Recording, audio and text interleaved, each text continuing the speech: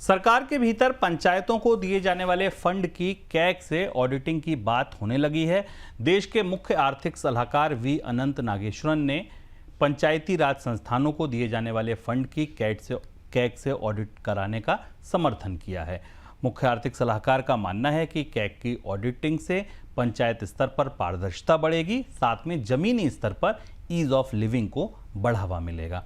Sir, मौजूदा auditing की जो व्यवस्था है क्या है और नई व्यवस्था कैसे काम करेगी? अब ऑडिट अभी भी होता है लोकल बॉडीज़ का, पंचायत संस्थाओं का या आपके नगर निगमों का, लेकिन इसके लिए जो प्राइमरी ऑडिट होता है, जो PRI जिनको पंचायती राज इंस्टीट्यूशंस कहते हैं, या अर्बन लोकल बॉडीज़ जिनको ULBs कहते हैं तकनीकी भाषा में, उनके लिए एक state level audit local fund audit organisation होते हैं, DLFA और ELFA जिनको कहा जाता है। ये टेक्निकल गाइडेंस में और CAG के दिशा निर्देशों के तहत लोकल बॉडीज़ का ऑडिट करते हैं। यानी भारत का नियंत्रक महालेखा परीक्षक CAG जिसको क्या कहते हैं, वो सीधे ऑडिट नहीं करता इन संस्थाओं का। ये जो संस्थाएं बीच में होती हैं इनको वो दिशा निर्देश देता है। CAG इनके लिए नियम तय करता है, उन नियमों और व्यवस्थाओं के तहत इनका ऑडिट किया जाता है। CAG कभी कभार टेस्ट ऑडिट करता रहता है परफॉर्मेंस के लिए। ये पूरा मामला कहाँ से आया? 11th फाइनेंस कमीशन ने 11वें वित्त आयोग ने इस बात की सिफारिश की थी कि अब जो निचली संस्थाएं हैं, पंचायती राज संस्थाएं और नगर निगम, जिन्हें केंद्र सरकार से फंड मिलते हैं, आपको पता होगा कि वित्त आयोग की व्यवस्था के तहत सीधे इन बॉडीज़ को ग्रांट दी जाती है, फंड दी जाती है, तो उनके अकाउंट्स का ऑडिट CAG के जरिए किया जाना चाहिए। ये इस बात को मुख्य आर्थिक सलाहकार ने भी समर्थन दिया है। तो अब शायद इस तरीके की संभावना है कि आने वाले दिनों में आर्टिकल 243J और 243G के तहत सरकार एक आदेश जारी करेगी जिसमें CAG अब सीधे इन संस्थाओं का ऑडिट कर सकेगा, और इससे आपको देश को ये पता चलेगा ऑडिट की पारदर्शिता से कि ये संस्थाएं जो निचले स्तर पर जो आम लोगों के जीवन से सबसे ज़्यादा जुड़ी हुई हैं, उनको जो सुविधाएं चाहिए दैनिक स्तर पर जहां से मिलती हैं, उनके कामकाज में पारदर्शिता की उम्मीद दिखाई देगी और CAG के लिए एक नया काम और नई जिम्मेदारी होगी। केंद्र सरकार ने उज्ज्वला स्कीम के लाभार्थियों को सालाना दिए जाने वाले सिलेंडर के कोटा में कटौती की है।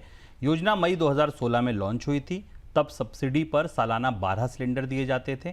इसके बाद इन सिलेंडर्स की संख्या 9 की गई और अब 4 कर दी गई है। पश्चिम एशिया संकट की वजह से LPG इंपोर्ट को लेकर बढ़ी चुनौतियों को देखते हुए सरकार ने ये कदम उठाया है। सर, कितनी अंडर रिकवरी है जो ये सिलेंडर काटने पड़े? सब्सिडी का गणित क्या है?